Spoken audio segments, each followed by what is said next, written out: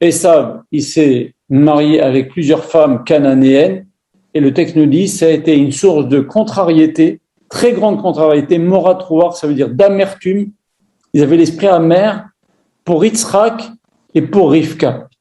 Alors c'est étrange parce que Yitzhak est aveugle. Donc forcément, la première personne qui était au courant de que Esav s'est mise avec des femmes cananéennes, c'est Rivka. Et elle a dit à Yitzhak, lui il est dans sa tente, il est toute la journée avec Hachem, il est aveugle. Ok ? Donc il a pris en deuxième.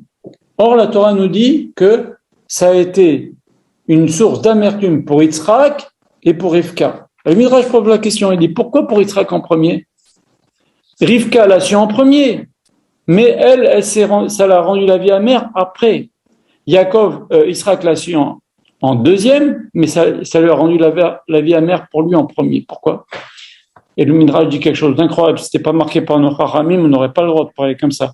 Ils nous disent que Rivka, comme elle est née dans une maison d'idolâtrie, ça lui a pas fait tellement, elle a eu du mal à réaliser que c'était grave que son fils se marie avec des idolâtres. Parce qu'elle-même, elle vient dans une maison d'idolâtrie. Donc, c'est quelque chose qu'elle a un petit peu, entre guillemets, elle a vu ça, elle sait ce que c'est.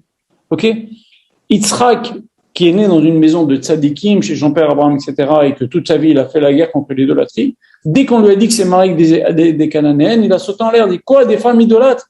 Pour lui, c'était quelque chose de complètement étranger, et c'est pour ça qu'il a réagi. Donc, on voit que même Rivka, qui a été une de nos imaot, le fait qu'elle a passé 3 ans de sa vie dans une mauvaise influence chez Lavan et Bethuel, malgré tout, elle a été une super sadéquette, elle a travaillé 6 midot, tout ce que vous voulez, mais à un moment donné de sa vie, ces 3 années-là ont fait qu'elle a réagi moins vite que Yitzhak pour réaliser la catastrophe que c'était que leur fils donc se mariait avec des femmes idolâtres. Pourquoi ? Parce qu'elle était, elle, habituée à ça. Vous vous rendez compte que l'éducation, jusqu'où ça va, même un petit détail, même pour une sadéquette du niveau de Rivka.